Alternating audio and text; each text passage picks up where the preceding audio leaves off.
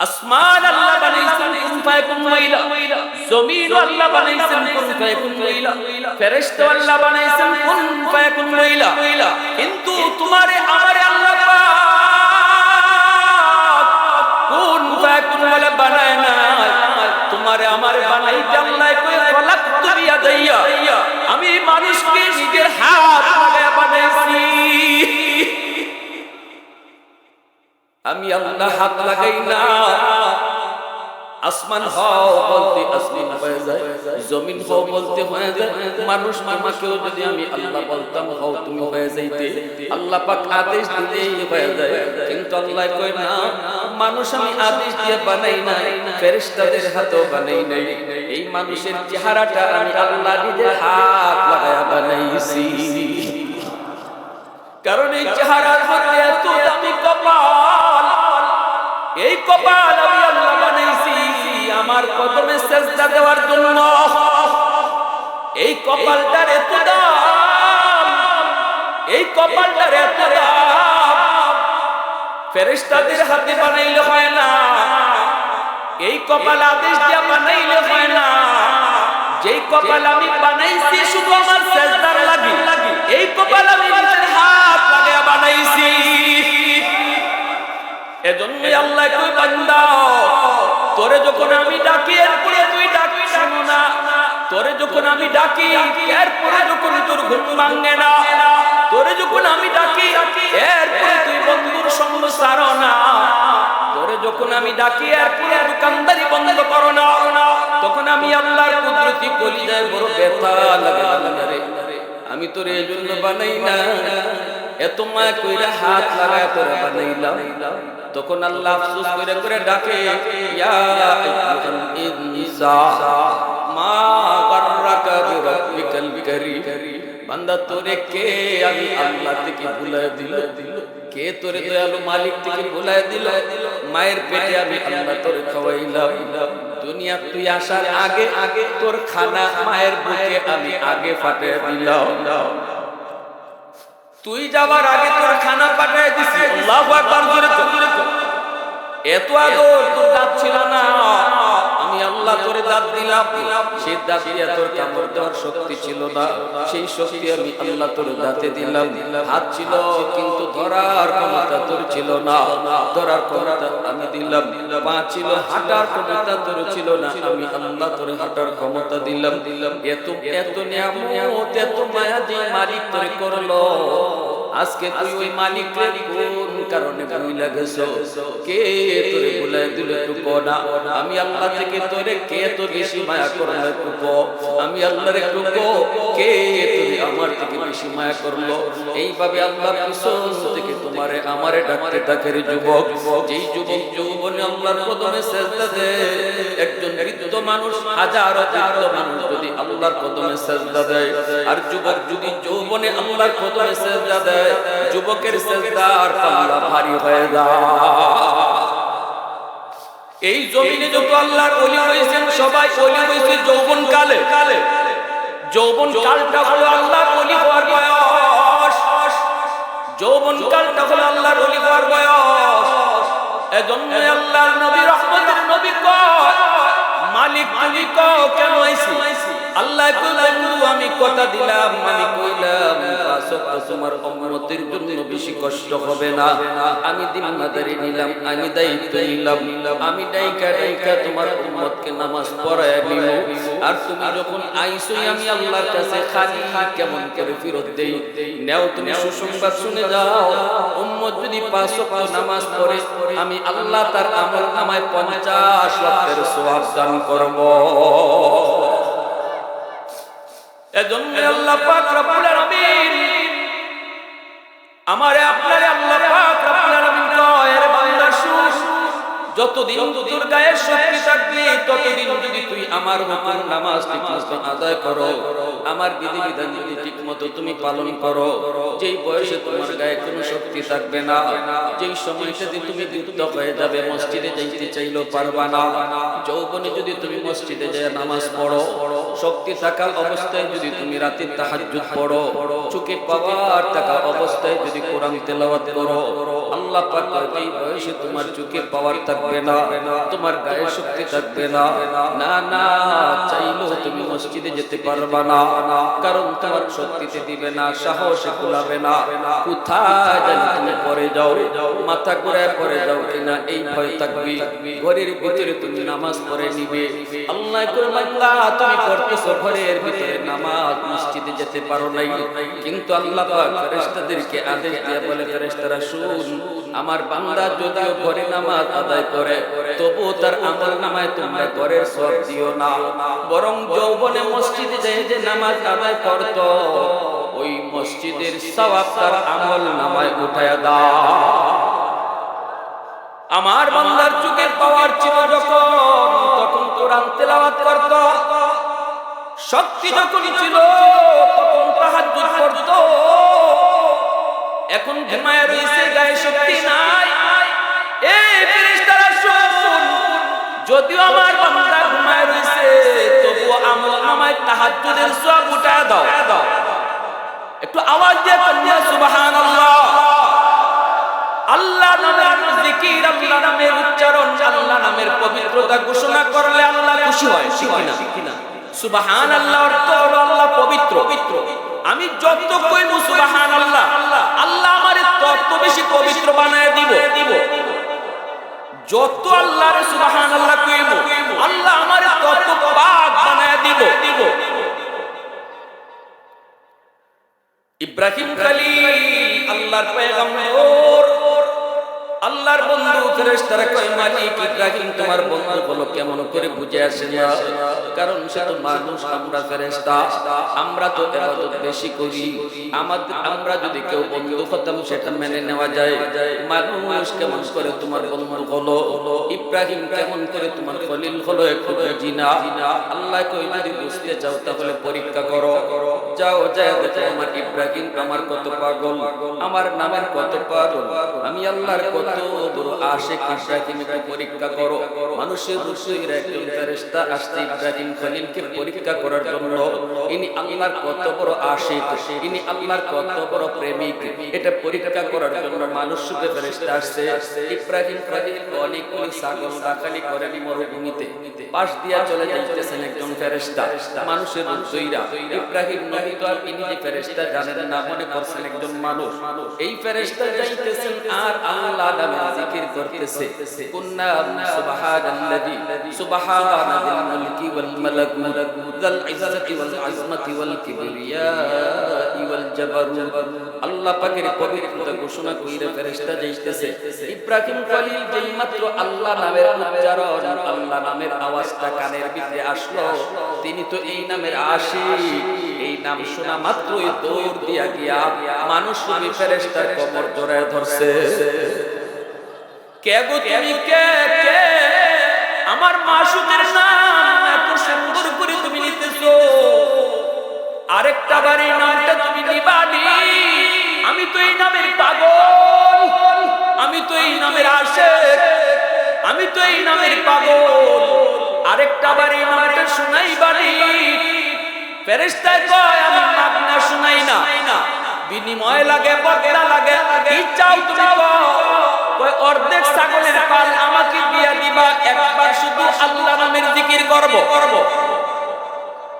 ইব্রাহিম খলিল কয় নাও, অর্ধেক ছাগলের পাল তোমারে দিয়া দিলাম,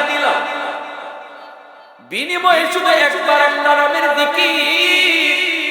সুবহানাল মুলকি ওয়াল মালাকুত যাল ইজ্জতি ওয়াল আযমাতি ওয়াল কিবরিয়াই ওয়াল জাবারুত।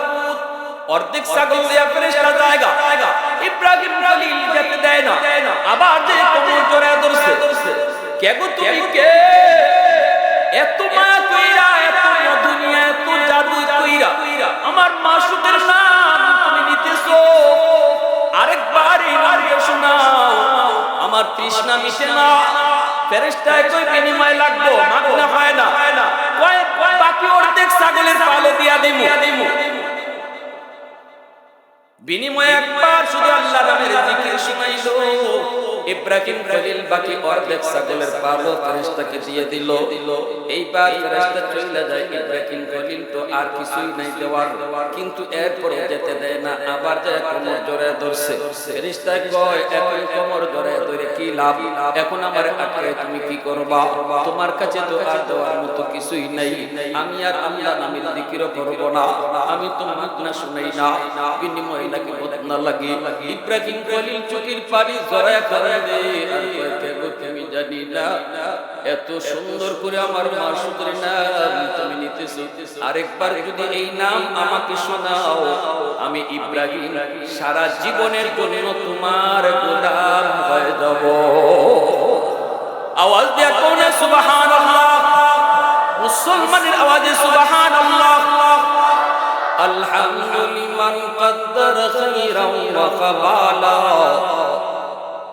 আলহামদুলিল্লাহ কদ্দার খাইরান ওয়া কাবালা, ওয়া শুকরু লিমান সাওয়ারা হুসনান ওয়া জামালা, ফরদুন সামাদুন আন সিফাতিন খালকি বারিউন, রব্বুন আযলিয়্যুন খালাকাল খালকা কামালা, লা জিদ্দা ওয়ালা নিদ্দা ওয়ালা হাদ্দা লিমাওলা, আল আনা কামা কানা ওয়া লাম ইয়ালকা যাওয়ালা, আল আনা কামা কানা ওয়া লাম ইয়ালকা যাওয়ালা।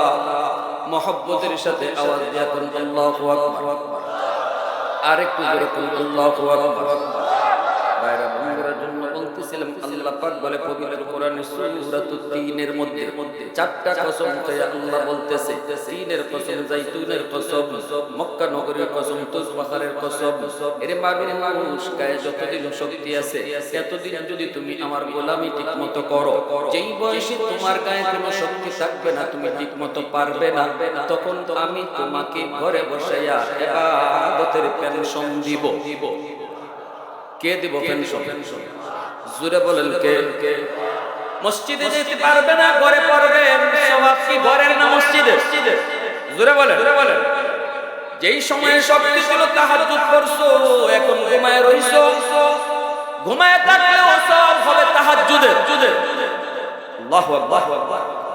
কোরআন তিলাওয়াত করতে পারো না, চোখের পাওয়ার নাই, আল্লাহ পাক ফেরেশতাদেরকে বলবে, ফেরেশতারা শোনো, চোখের পাওয়ারটা আমার বান্দা নিজে নিজে হারায় নাই, আমি আল্লাহ তার চোখের পাওয়ার কেড়ে নিয়েছি।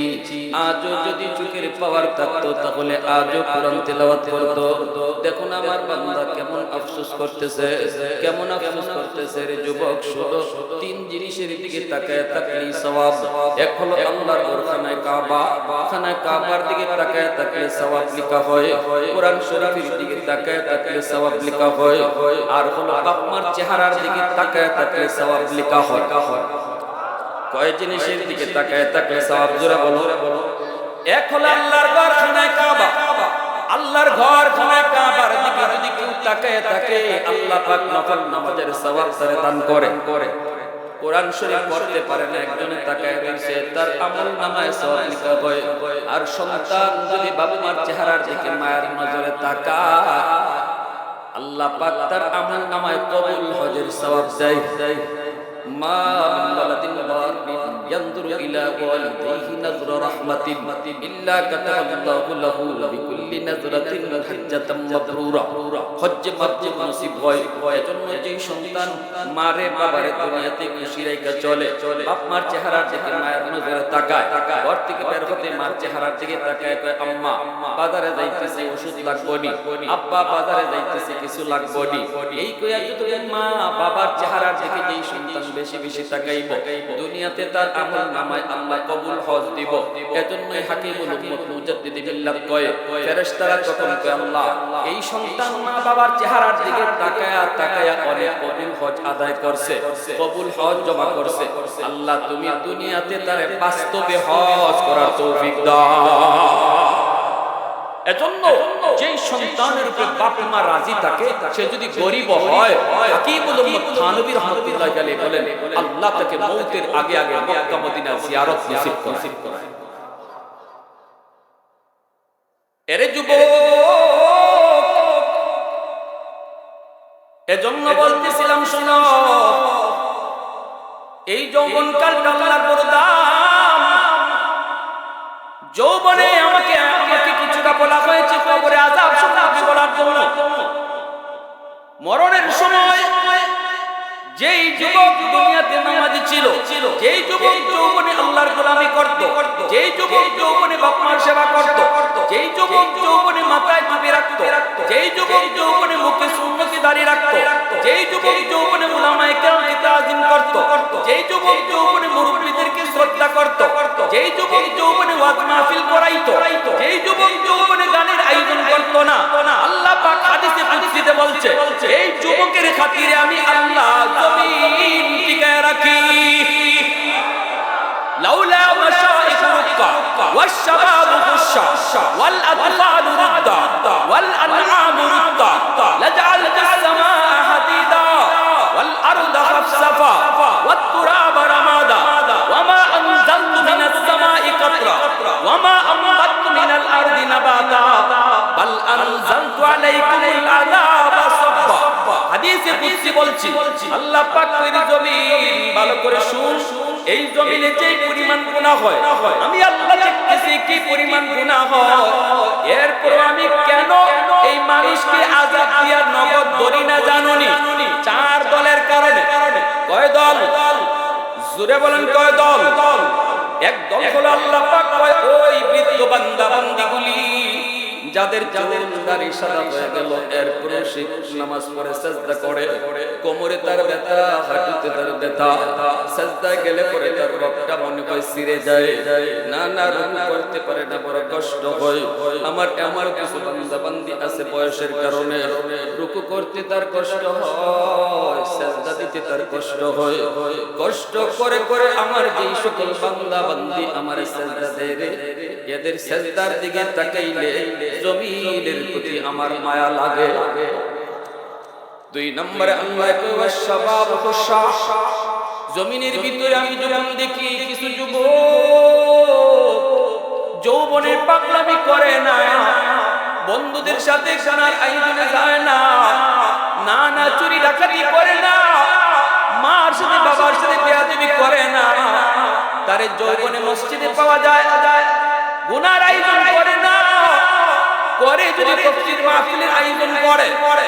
আমি যখন দেখি ওই যুবক, যেই যুবকের পাগলামি করার বয়স অথচ পাগলামি করে না, পাগলা ঘোড়ার লাগাম টেনে ধরে জীবনের পথটাকে নিয়ন্ত্রণ করে, আমি আল্লাহ যখন দেখি তার কলিজার ভিতরে দুনিয়ার নাপাক প্রেম নয়, কলিজার ভিতরে আমি আল্লাহর প্রেম জমায়ে দেয়। আমি যখন দেখি তার কলিজার ভিতরে আমি আল্লাহর প্রেম, ওই যুবকের সাজদার দিকে তাকাইলো আমি এই জমিনকে টিকায় রাখি। এ যুবক, এজন্য মনে রাখো বৃদ্ধ বাবাজি, মা বাবার বয়সের মানুষ যারা বেয়াদবি করো না, এই মানুষটা লাঠিতে ভর দিয়ে হাঁটে, তার সাজদা আল্লাহর কাছে বড় দাম, কষ্ট করে করে সাজদা দেয়। আলী রাদিয়াল্লাহু তাআলা আনহু ঘর থেকে বের হয়েছেন, নবীর পিছনে নামাজ পড়বেন, মসজিদে নববীর ইমাম হলেন আমার আপনার নবী। আলী ঘর থেকে বের হয়েছেন, নামাজে গিয়ে শরীক হবেন, রাস্তায় একটা চিকন গলি, আলী দেখেন গলিতে ঢুকেই একজন বুড়া মানুষ লাঠিতে বর দিয়া গলিটা পার হয়। গলিটা এমন চিকন একটা গলি রে, এই গলিতে একজন মানুষ পার হলে আরেকজন পার হতে পারে না, চাপ দিয়া পার হতে হয়, এত চিকন, এত সরু, এত চিকন। আলী বা চিন্তায় পড়ে গেলেন, এত লম্বা একটা সেই গলিপথ, এই গলিপথটা যদি এই বৃদ্ধ মানুষটা লাঠিতে বর দিয়া টুকটুক করে যে হাঁটতেছে, তার পিছনে যদি আমি হেঁটে হেঁটে পার হই, এতটুকু সময়ে নবীর পিছনে এক রাকাত ছুটে যাবে, আল্লাহর নবীর পিছনে এক রাকাত আমি পাবো না। আর যদি নবীর পিছনে যায় এক রাকাত, প্রথম রাকাতই আমার পাইতে হয়, তাহলে এই মুরব্বি মানুষটারে বলতে হবে চাচা একটু সাইড দে, হয়তো বডিটারে চাপ দিয়ে একটু যাওয়া লাগবে। এখন কি করব? আলী তার মনকে জিজ্ঞেস করে, আলী রে বল কি করবি তুই বল। আলীর মন কয় না রে আলী, মুরব্বি মানুষকে আল্লাহ নিজে সম্মান করে, সাদা দাড়ি সাদা চুল মানুষগুলাকে আল্লাহ নিজেও সম্মান করে। আল্লাহ তো আমার লজ্জা লাগে হাতটা ফিরাই দিতে যখন দেখি তার চুল সাদা দাড়ি সাদা। আল্লাহু আকবার। আমি আল্লাহর বড় লজ্জা হয় এজন্য আলী কয় না, নামাজ এক রাকাত নবীর পিছনে ছুটে যায় তবু তুই তার পিছনে পিছনে যা। আলীর মন আলীকে সিদ্ধান্ত দিয়ে দিল, এজন্য ইনি চিন্তা করলেন পিছনে পিছনে যাব। এক রাকাত ছুটে যাক মুরব্বির পিছনে পিছনে আলী যাইতেছেন। এইদিকে আল্লাহ পাকের কাছে আলীর এই আমলটা এত ভালো লাগছে আল্লাহর কাছে। আল্লাহ পাক রব্বুল আলামিন দেখতেছে নবী রুকুতে চইলা গেছে। আল্লাহ নবী কেরাত শেষ কইরা নবী রুকুতে চইলা গেছে। আলী তো রুকু পাবেই না, তিনি সিদ্ধান্ত নিয়ে নিয়েছেন রুকু তো আমি পাবো না, রাকাত তো একটা ছুটে যাবে। কিন্তু নবী যেই মাত্র রুকুতে গেছে আল্লাহ জিবরাইলকে পাঠিয়ে দিয়েছে। আল্লাহ কই জিবরাইল তাড়াতাড়ি যাও, যে আমার বন্ধুরে কও রুকু যেন লম্বা করে। তো আরো কোন জোরে সুবহানাল্লাহ। এ জিবরাইল যাও বন্ধুকে দেখো রুকু যেন লম্বা করে। আমার আলী রুকু না পাওয়া পর্যন্ত বন্ধুকে রুকু লম্বা করতে বলো।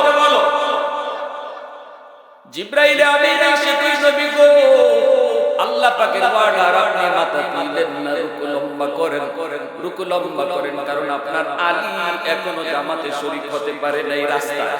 সুবহানাল্লাহ। আপনার আলী এখনো রাস্তায় জামাতে শরীক হতে পারে নাই, রুকু লম্বা করেন। নবীজি তো নামাজের ভিতরে কথা বলতে পারেন না, নবীজি তো রুকু লম্বা করতেছেন, কিন্তু কেন আলী কেন দেরি করলো এই কথা তো নবী নামাজে বলতে পারেন না। অর্ডার পেয়েছেন আল্লাহর নবী রুকু লম্বা করা শুরু করেছেন। পিছনে সাহাবায়ে কেরাম তারাও এরকম রুকু লম্বা করতেছেন। কেউ তো কিছুই বুঝে না, কিছুই জানে না কেন আল্লাহর নবী এত লম্বা রুকু করেন, জানার তো কথাও না। এই থেকে নবীর পাশে দাঁড়ায় রয়েছেন জিবরাইল আমিন। হযরত আলী মসজিদের ভিতরে ঢুকে দেখে আল্লাহর নবী রুকুতে। আলী তো চিন্তা করে গেলেন, হায় হায় হায়, আমি তো ভাবছিলাম রুকু পাবো না, এখন দেখি নবীজি রুকুতে আছেন, কপাল তো আমার বালা। সাথে সাথে রুকুতে শরীক হয়ে গেছে, মনের ভিতরে শান্তি। নামাজ শেষ হলে পরে আল্লাহর নবী রহমতের নবী মায়ার নবী যেই মাত্র আলী আয়েশা রুকুতে শরীক হইছেন তখনই জিবরাইল কই নবী গো এবার মাথা তুলে আপনার আলী রুকু পায়া গেছে। সুবহানাল্লাহ। আরেকটু জোরে কন্যা সুবহানাল্লাহ। আল্লাহু আকবার। নামাজ শেষ হলে পরে নবী মিম্বরে বসলেন। মিম্বরে বসে নবী বলতেছেন সাহাবীরা সামনের দিকে আগাও। নবীজির সামনের দিকে সবাইকে আগাইতে বসলেন। এরপরে নবী বলতেছেন প্রথম রাকাতের রুকুটা এত লম্বা কেন হলো? সবার মনে প্রশ্ন। সাহাবীরা কয় হগো নবী প্রশ্ন, কিন্তু কেউ তো সাহস করে নবীর কিছু কয় না, ঠিক না? আল্লাহ নবী কয় এত লম্বা রুকু কেন হলো, এর কারণটা তোমরা এখনই বুঝবা। আলী, এ আলী, ও আলী। আলী তো পিছনে। আলী বলে লাব্বাইক ইয়া রাসূলুল্লাহ। নবী বলতেছে সামনে আসো। এখন তো সাহাবীরা বুঝছে মামলা তো বড় জটিল। রুকু কেন লম্বা হলো? নবী আলীরে ডাকতেছে। আল্লাহু আকবার। নবীজি সামনের দিকে আনায়া বলতেছেন আলী আজ নামাজে আসতে দেরি করলা কেন? জামাতে আসতে দেরি করছো কেন বলো? আলী বলতেছেন নবী গো বেশি দেরি তো হয় নাই, আমি তো আপনাকে রুকুতে পাইছি। আল্লাহ নবী কয় আলী রে কেমনে রুকু পাইছো খবর আছে? জিবরাইল আমাকে আল্লাহর আদেশে রুকু লম্বা করায়া দিছে শুধু তোমাকে রুকু পাওয়ানোর জন্য। সুবহানাল্লাহ। এই কথা শোনা মাত্রই আলী সাথে সাথে হাওমাও করে কান্না শুরু করলেন। সিজদায় পড়ে কাঁদতে কইবো আল্লাহ আজ আমার কারণে তোমার বন্ধুরে আল্লাহ তুমি কষ্ট দিছো। আমি আলী একটু আসতে দেরি করলাম, এজন্য আল্লাহ তোমার বন্ধুরে তুমি কষ্ট দিছো, আমার কারণে আজকে নবীর কষ্ট হয়েছে, আমার কারণে নবীর কষ্ট হয়েছে। ভাইরে সাহাবায়ে কেরাম তো নবীর বিন্দু পরিমাণ কষ্ট দিতে রাজি না, জীবন যায় যায় তবু নবীর গায়ে ফুলের কাঁটা লাগবে এটাও বরদাস্ত করতেন না। ঠিক ঠিক ঠিক না, ঠিক না? তাবুক আলী কাঁদবে না কেন? আলী কান্না করবেন না কেন? কে আলী? কে সে? তাবুক যুদ্ধ থেকে নবী ফিরতেছেন, আল্লাহ নবী আলীর উরাতে ঘুমাইতেছেন। আলী আমি খুব ক্লান্ত, তোমার উরাতে তো আর বিশ্রাম নেই। হযরত আলী বলে রাসূলুল্লাহ বিশ্রাম নেন। নবীজি আলীর উরুতে একটু বিশ্রাম নিছেন, বিশ্রাম নিতে গিয়ে নবীর চোখ লাগিয়ে গেছে। আর আলী ভাবছেন যে একটু পরে তো নবী উঠতেই যাবেন, আসরের নামাজ পড়েন নাই আলী, এই দিকে নবীর চোখ তো লাগিয়ে গেছে। আর লাগার কারণে সূর্য লাল হয়ে সূর্য ডুবে যাইতেছে। আলী পড়ছেন মহাবিপদে, এখন আমি কি করি? আমি কি নবীরে ডাবিরে তুলবো? ইয়া রাসূলুল্লাহ উঠেন, আমার তো নামাজের কাজা হয়ে যেতেছে, সূর্য ডুবে যেতেছে, আসরের নামাজ পড়া হয় নাই, আমি কি নবীর ঘুম ভাঙাবো নাকি আমার নামাজ কাজা হয়ে যাবে? আলীর মন বলতেছে সাবধান আলী, সূর্য ডুবে যায় ডুবে যায়, তবুও রহমতের নবীর ঘুম ভাঙাবি না, আমার নবীর নষ্ট দেওয়া যাবে না। আলী আর ডাক দিলেনই না। আল্লাহ নবী ঘুম থেকে উঠলেন, আলীর চেহারা দেখে নবী বুঝতেছেন মহাবিপদ হচ্ছে, চেহারায় বোঝা যায়। কারণ যে গুনাহ করার পর অশান্তি লাগে, আল্লাহ রাসূল কয় বোঝা গেল তার ঈমান আছে। আর গুনাহ করার পরও যার অশান্তি লাগে না, রাসূল কয় তার ঈমান নেই। এটা ঈমান মাপার স্কেল। মাল ঈমান ইয়া রাসূলুল্লাহ, ইযা সাররাতকা হাসানাতুকা ওয়া ইযা সাআতুকা সাইয়্যাতুকা ফাআনতা মুমিন। ঈমানের স্কেল বলে দিয়েছেন। যুবক, এখন তো নামাজ কাজা হইতে পারে, কাজাটা হওয়ার পরে যদি তোমার অস্থিরতা লাগে, হায় রে নামাজটা পড়তে পারলাম না, নামাজটা এখন ফেরেলে আল্লাহ ভুল করে নিছি, এই অস্থিরতাটা যদি তোমার ভিতরে আসে, আল্লাহর রাসূল বলছেন এটা ঈমানের আলামত, ঈমানের আলামত। আলী তো অস্থির হয়ে গেলেন। নবী বলতেছেন আলী একটু বল কি হয়েছে, একটু বল। আলী বলতেছেন নবী গো, আসরের নামাজ পড়তে পারি নাই, সূর্য ডুবে গেছে। নবী বলতেছেন আলী করছো কি এত বড় ভুল, আমারে তুমি ডাক দিলা না কেন? আলী বলতেছেন নবী গো, আমার মন বলি আপনার ঘুম ভাঙালে কষ্ট হবে, এজন্য আমি আপনার কষ্ট দেই নাই গো নবী, আমি আপনার কষ্ট দেই নাই নবী। তখনই হাত উঠাই দিছে, আল্লাহ তোমার বন্ধুর কষ্টের দিকে খেয়াল করে আলীর নামাজ কাজা হয়ে গেছে, তোমার সূর্য ডুবে গেছে, এই সূর্য যদি তোমার কথায় উঠে তোমার কথায় ডুবে, আল্লাহ আমি হাত উপরে থাকতে থাকতে হাত উপরে রাখতে রাখতে সূর্য আবার আকাশে উঠায় দাও। ও মালিক, সূর্য যদি তোমার কথায় উঠে আর তোমার কথায় ডুবে, আমি নবী হাত উপরে রাখতে রাখতে সূর্য আবার আকাশে উঠাও, যেন আলী আমার আসরের নামাজ অত্যমত পড়তে পারে। রদ্দে শামস কিতাবের ভিতরে লিখে আলী হাত উপরে থাকতে থাকতে আল্লাহ পাক সূর্য আবার আকাশে উঠায় দিয়েছে, ডুবন্ত সূর্য আল্লাহ আবার আকাশে উঠায় দিয়েছে। তারা তখন নবীর এত বড় আশা, সেজন্য আলী যেই মাত্র শুনলেন নবীজি আজকে রুকু লম্বা করছেন, আলীর জন্য নবীর রুকু লম্বা হয়েছে। আলী তো কান্না শুরু করে দিলেন, কাঁদতেছেন, ইয়া রাসূলুল্লাহ আমি তো বুঝি নাই গো নবী, আমার কারণে আজকে আপনি রুকু লম্বা করছেন। নবী কয় আলী কাঁদবি পরে, আগে কর রাস্তায় কি হইছে। সুবহানাল্লাহ, সুবহানাল্লাহ। এ আলী তুই কয় এমন কোন আমল করছো যে আমলের কারণে আল্লাহ এত খুশি? আরে অনেকেই তো রুকু পায় না, এজন্য কি আল্লাহ আমারে রুকুতে লম্বা করে দেয়? কিন্তু আজকে তুমি এমন কি আমল করেছো যে আমলের কারণে আল্লাহ আমার রুকু লম্বা করে দিছে? আলী বলতেছে নবী গো, আমি একটু চিকন গলি দিয়ে আসার পথে একজন মুরব্বিকে পাইলাম, লাঠি বুট দিয়ে তিনি হাঁটেন, মুরব্বি মানুষ আস্তে হাঁটে। আমি যদি আপনাকে প্রথম রাকাতে আইসা ধরতে হয় তাহলে মুরব্বি মানুষকে একটু চাপ দিতে হয়, একটু কষ্ট দিতে হয়, কিন্তু আমার মন বলেছে আলী রে না না, তুই মুরব্বিরে কষ্ট দিবি না, কারণ বয়স্ক মুরব্বি মানুষকে আল্লাহ নিজে সম্মান করে, আল্লাহ তার ইজ্জত দেয়, তুইও ইজ্জত দে, এজন্য আমি তার পিছনে পিছনে আইছি। এতে আমার হয়েছে, আমি তো ভাবছি এক রাকাত ছুটে যাবে তো নবীর রাকাত পাবো না, এই জন্যই আমার দেরি হয়েছে। আল্লাহর নবী মিম্বর থেকে নাইমা নবীর চোখ দিয়ে পানি পড়ে, নবী কান্দি দৌড় দিয়ে আলী বুকে জড়ায় কয় আলী আয় আয় আমার বুকে আয়। সাহাবীরা দেখো বাবার বয়সের দাদার বয়সের মুরব্বিকে সম্মান করলে আল্লাহ কি পরিমাণ খুশি হয়। আল্লাহ, এজন্য ভাইরা বলতেছিলাম যে খোদা আল্লাহ বলতেছে চার দলের কারণে জমিন টিকে রাখছি। একদল বৃদ্ধ যারা কষ্ট কইরা রুকু দেয়, দ্বিতীয় দল হলো যুবক, তৃতীয় দল হলো কিছু শিশু বাচ্চা ঘরে ঘরে আছে, এরা কান্না করবে যদি আযাব গজব নামে। গজব নামবে তো বাবা মার গুনার কারণে, কিন্তু শিশু বাচ্চার তো কোনো দোষ নাই। তাদের উপরে নামাজ নাই, রোজা নাই, হজ নাই। ওয়াল আতফাল হুদ্দা, আল্লাহ বলে যখন দেখি শিশুরা জমিনে কান্দে আযাব গজবে ফিরা, তখনই জমিনের প্রতি আমার মায়া লাগে। ওয়াল আনআম হুদ্দা, আল্লাহ বলে জমিনে যখন দেখি পশু পাখি হাঁস মুরগি এরাও গজবে ফিরা গেলে বিপদে পড়ে, অথচ পশু পাখির কোনো দোষ নাই, কোনো গুনাহ নাই, এদের দিকে তাকালেও জমিনের প্রতি আমার মায়া লাগে।